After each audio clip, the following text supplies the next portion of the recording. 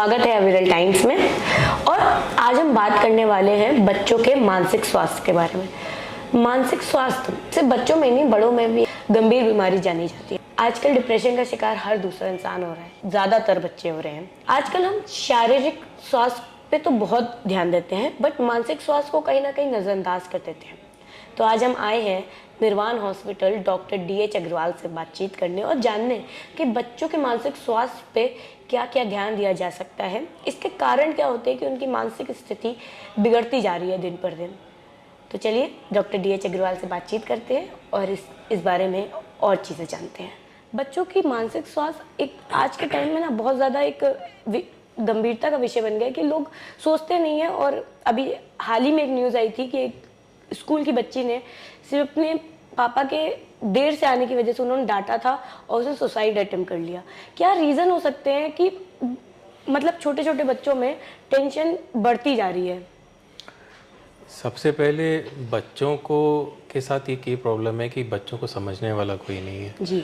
बच्चों को टाइम देने वाला ज़रूरी नहीं है, कोई है नहीं। बच्चों के साथ क्या है कि बच्चों में बहुत सारी एनर्जी भरी होती है, वो एकदम एक्टिव, जैसे नया सेल खरीद के लाओ वो जैसे चलता है और 2 साल पुराना सेल जैसे चलेगा वैसे वाला हाल होता है। तो बच्चों में जो एनर्जी होती है वो एनर्जी चैनलाइज सही तरीके से होनी चाहिए, वो हो नहीं पाती। और उस एनर्जी को जब चैनलाइज नहीं होगी तो वो इन सब उत्पातों में, शैतानियों में या सुसाइड में या जो भी नेगेटिव चीज़ें हैं उनमें लगती है।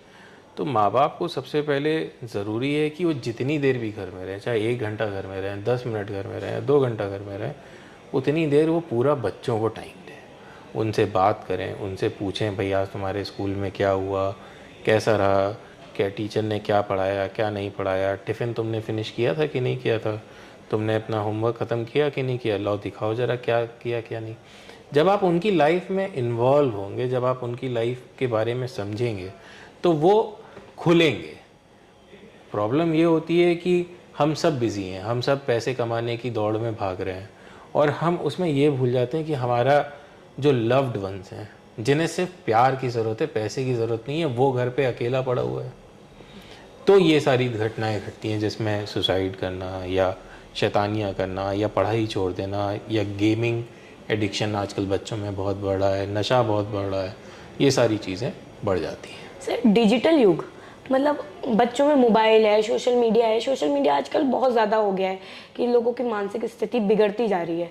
लोग सोशल मीडिया पे कुछ देखते हैं, अपने आप को कंपेयर करते हैं और फिर अपने आप को कमी मानते हैं। कभी ये नहीं होता है कि इंसान ये सोच रहा है कि हाँ हम इससे बेटर हैं।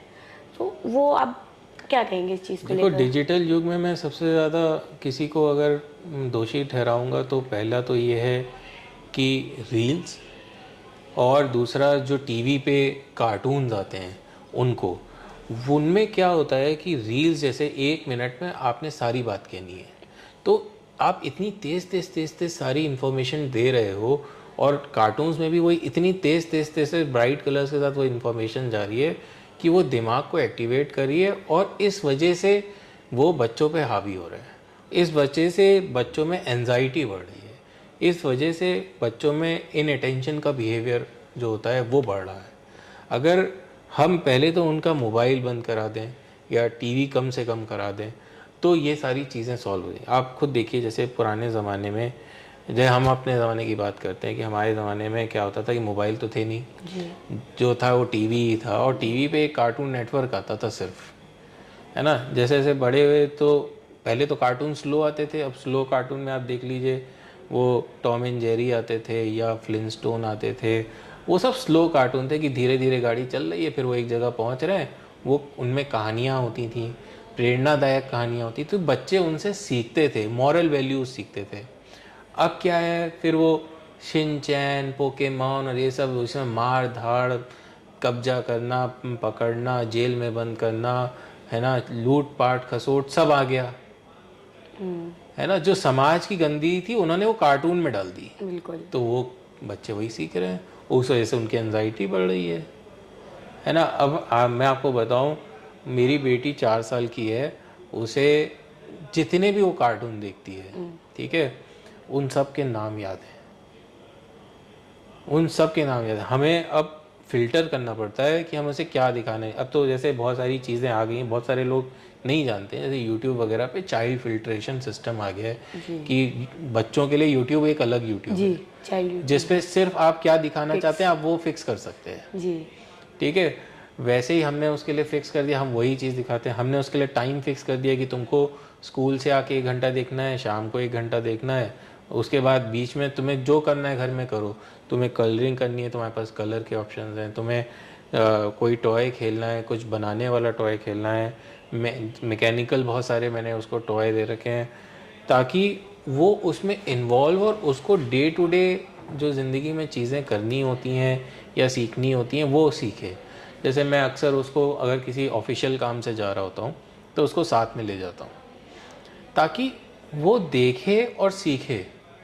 ठीक है, आजकल मेरे पास बहुत सारे बच्चे आते हैं, वो उनको यही नहीं पता कि बैंक में पैसे कैसे जमा होते हैं और बैंक से पैसे कैसे निकलते हैं, या डिमांड ड्राफ्ट बनवाना है कैसे बनवाना है। उनको तो सिर्फ ये पता है एटीएम होता है, एटीएम में 4 अंक का एक पिन याद रखना होता है और पैसे निकालने होते हैं। तो मतलब तो डिजिटल युग है और डिजिटल युग अच्छे के लिए भी है, लेकिन इसकी कुछ बुराइयां हैं। लेकिन उस बुराइयों को हम रोक सकते हैं ना, हम अपने बच्चों के लिए इतना तो हम ध्यान दे ही तो सकते हैं कि हमारे बच्चे क्या देख रहे हैं क्या नहीं देख रहे हैं, उनको हम बताएं शुरुआत से। उन्हें खुद कुछ नहीं पता होता है, हमें उन्हें बताना पड़ता है धीरे धीरे। बिल्कुल। तो मतलब आजकल क्या है ना, बच्चे छोटे बच्चे हैं, 2-3 साल के बच्चों के हाथ में हमने देखा है कि फ़ोन आ गए हैं। तो आपको क्या लगता है कि माँ बाप की गलतियाँ हैं इसमें कि इतने छोटे बच्चों को इस उम्र में फ़ोन देने वाला नहीं है कि बच्चे अपनी एक उम्र तक पहुँचते 10-11 साल तक तो वो मोबाइल पे रील बना रहे हैं, रील शेयर कर रहे हैं, ऐसे ऐसे आजकल तो गाने भी ऐसे ऐसे आ गए जो मतलब बच्चों की मानसिक स्थिति को कहीं ना कहीं हिला सकते हैं। यस, वो तो एंजाइटी बढ़ रही है ना सब में। आप देख लीजिए, आप बाहर चलिए और सड़क पे देख लीजिए, वो बच्चे अगर आपको कहीं गाड़ी चलाते हुए दिख जाएं, आप देखिए वो पुणे में एक्सीडेंट हुआ, बिल्कुल 18 साल का या 16 साल का बच्चा जो है 2 करोड़ की गाड़ी चला रहा है 200 की स्पीड पे और 50,000 की शराब। अब 50,000 की शराब है ना, कोई हमने कोल्ड ड्रिंक पे ज़िंदगी भर में आज तक 50,000 नहीं खर्च किए होंगे, वो एक रात में उतने खर्च कर दिए। तो अपने माँ बाप को थोड़ा सा बच्चों को मॉरल एजुकेशन में स्ट्रॉन्ग करना चाहिए और उन्हें सही गलत का पता होना चाहिए कि बेटे ये गलत चीज़ है, ये नहीं करना है, इससे तुम्हें तो नुकसान होगा ही, हमें भी होगा और समाज को भी होगा। बिल्कुल। ठीक है, तो वो आपके सिखाने से ही आएगा क्योंकि बच्चे मिरर कॉपी होते हैं पेरेंट्स के। जी सर, एक चीज़ और है कि जो माँ बाप की घर पे लड़ाइयाँ होती हैं, लड़ाई में ऐसे ऐसे वर्ड्स होते हैं कि बच्चों पे असर डालते हैं कहीं ना कहीं, हमने भी देखेंगे अपने टाइम में भी। तो उसका क्या इम्पैक्ट है, मतलब छोटा बच्चा है घर में, उस पर माँ बाप की लड़ाइयों का बहुत, मेरे को ऐसा लगता है कि देखो पहली बात तो यार माँ बाप को बच्चों के सामने लड़ना ही नहीं चाहिए। माँ बाप को ये दिखाना चाहिए कि हमारे अंदर कितनी, हमारे में कितनी ही क्यों ना दुर्भावना हो या हमारी कितनी ही नहीं बन रही हो, बच्चों के सामने एक टीम दिखनी चाहिए जी कि हम दोनों एक हैं, है ना, और हम दोनों अलग नहीं हैं आपसे। ठीक है, अगर आप गलती करेंगे तो हम आपको सज़ा मिलेगी, है ना, लेकिन आप ये कहें कि माँ बाप ने गलती की, वो नहीं। तो माँ बाप को हमेशा एक फिल्ट्रेशन सिस्टम रखना चाहिए बच्चों के सामने कि क्या बात करनी है और क्या नहीं करनी है। गाली गलौज नहीं देना है, कोई नशा नहीं करना है ना। उनको मोबाइल, जैसे बच्चे अगर सामने बैठे हैं खेल रहे हैं तो आप मोबाइल मत देखिए उस समय, वो चले जाएं कुछ कर रहे हो तब आप भले ही देख लीजिए। तो ये माँ बाप को पेरेंटिंग की टिप्स हैं, इसके लिए कोई किताब नहीं आती, लेकिन आप अपने बड़े बूढ़ों से सीखें। सही बात। जो बड़े बूढ़े कहते हैं बस वही मानते चलें, वही वो अपनी ज़िंदगी की सीख आपको एक निचोड़ में बता देंगे कि ये करना चाहिए सही और वही सही है। एक्चुअली पहले के टाइम लोगों को डिप्रेशन नहीं होता था, कम होता था तब, क्योंकि तब जॉइंट फैमिलीज होती थी, लोग शेयर करने वाले लोग होते थे। आप कोई प्रॉब्लम होती थी तो 4 ताऊ खड़े हो जाते थे कि अच्छा चलो अब देखते हैं। आजकल तो सब न्यूक्लियर फैमिलीज हैं, कोई बात करने को रेडी नहीं है। रीज़न क्या आजकल, मतलब बच्चे भी बड़े भी ऐसे दोनों में ही है कि लोग अपनी बातें शेयर नहीं कर पा रहे हैं। मतलब अगर मेरे मन में कोई बात है, हम अपने घर वालों को नहीं बता पा रहे हैं, कहीं कहीं अपने दोस्तों को भी नहीं बता पाते हैं कि यार सामने वाला क्या सोचेगा। हम बात करते नहीं है ना, हम बात करें तो हमें पता चले क्या बात करनी है और अपनी बात को कैसे रखना है। अगर हम बात करना जो है वो प्रैक्टिस से आता है। बात करना कोई आपको सिखाता नहीं है, सही बात है ना। आप किताबें पढ़ेंगे, आप डिस्कशन करेंगे, आप लोगों से बातचीत करेंगे, तो आपको पता चलेगा कि हाँ इससे हम ये बात कह सकते हैं, इससे ये बात नहीं कह सकते हैं। ये बात को हो सकता है अदरवाइज़ ले, ये हो सकता है ये बात को जी। ठीक ढंग से ले।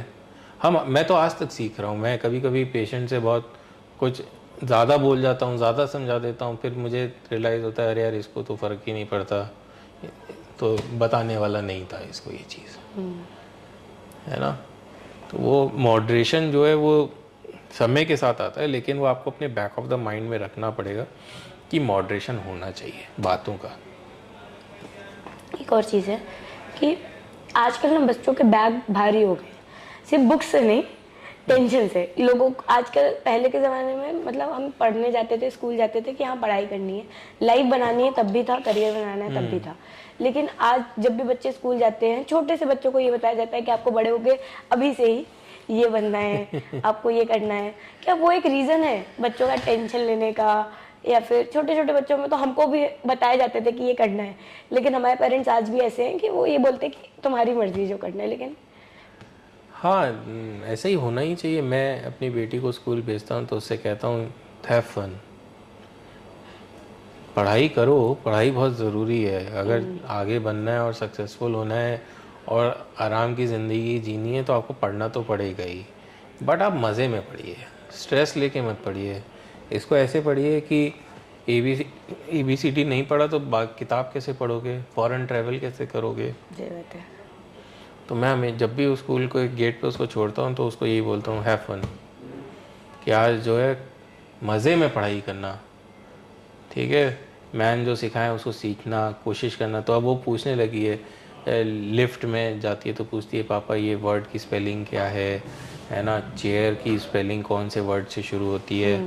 तो this means that she has started enjoying what she's seeing and she has that capability to learn also, है ना। तो ये चीज़ें होनी चाहिए और ये बहुत माइनर चीज़ें हैं भाई। मैं कितनी देर घर पे रहता हूँ भाई, मैं 9-10 बजे सुबह घर से बाहर निकल जाता हूँ, शाम को 6 बजे पहुँचता हूँ, 8 बजे वो सो जाती है, 7 बजे उसका सुबह स्कूल होता है। तो हार्डली 2-3 घंटे 4 घंटे वो मेरे अराउंड घूमती है। तो उसमें मैं उससे कहता हूँ कि तुम पढ़ाई करो, मैं उसके बारे में सब कुछ, मुझे अगर आप उस पूछें कि उसने कौन से लेटर कौन से दिन लिखा है तो मैं आपको सब बता सकता हूँ। बस जितने टाइम मैं घर पे रहता हूँ I keep her involve in studies, in play, in having fun, तो वो उसको सब पता है। अच्छा, एक रीज़न और है कि आजकल ना बच्चे अपने पापा से ज़्यादा मम्मी से ज़्यादा क्लोज होते हैं बात शेयर करने में। ये चीज़ मैंने नॉर्मली देखी है कि अगर हम बच्चों को घर में देखें तो पापा हैं बट उनके साथ सिर्फ खेल रहे हैं, लेकिन पापा से मतलब थोड़ा एक दूर तक डर रहता है कि इसके लिए पीछे बहुत सा बेसिक कारण ये है कि माँ ने पैदा किया होता है, जीन्स तो उसी के हैं, 9 महीने उसी की कोख में पला है, सोच उसी की होती है ना। तो इसलिए वो माँ से ज़्यादा क्लोज होते हैं और होने भी चाहिए, ठीक है। क्योंकि माँ जो कर सकती है वो पिता नहीं कर सकता पूरा। बात सही है। वो केयर करना, वो प्रोटेक्शन देना, पिता सिर्फ पैसे खर्च कर सकता है, सामान ला सकता है, बाहरी चीज़ों से प्रोटेक्ट कर सकता है, लेकिन जो इमोशंस हैं, जो दैनिक दिनचर्या है, जो क्लीनलीनेस है, साफ़ सफाई, वो सब माँ ही देख सकती है। बिल्कुल। हर आदमी के अपने अपने रोल्स होते हैं, ठीक है। इस वजह से बच्चे जो हैं, मुझे ऐसा फील होता है कि वो माँ से ज़्यादा क्लोज होते हैं। सर, एक सवाल ये है कि टीचर्स, स्कूल का एजुकेशन सिस्टम है, टीचर्स को किन चीज़ों पर ध्यान रखना चाहिए कि बच्चों के ऊपर प्रेशर ना जाए पढ़ाई का, और एजुकेशन सिस्टम में ऐसा क्या होना चाहिए, लाइक सेशन होने चाहिए कि आप प्रेशर कैसे कम हो सकता है माइंड। देखो, एजुकेशन सिस्टम में मुझे ऐसा लगता है कि सबसे ज़्यादा ज़रूरी है मॉरल एजुकेशन होना। जाति, धर्म, हिस्ट्री, ज्योग्राफी, इन सब से कोई फ़र्क नहीं पड़ता, लेकिन अगर एक बंदा मॉरली स्ट्रांग है तो वो समाज को भी मॉरली स्ट्रॉन्ग करेगा। ठीक है, जैसे जितने ये रेप कांड और ये सब हो रहे हैं हमारे, तो ये क्या दिखाते हैं, और उनको जो लोग बचा रहे हैं, तो हम जो आम जनता है जो टीवी पे देख रही है, सुन रही है, तो यही कहेगी ना इनके मॉरल्स क्या हैं यार।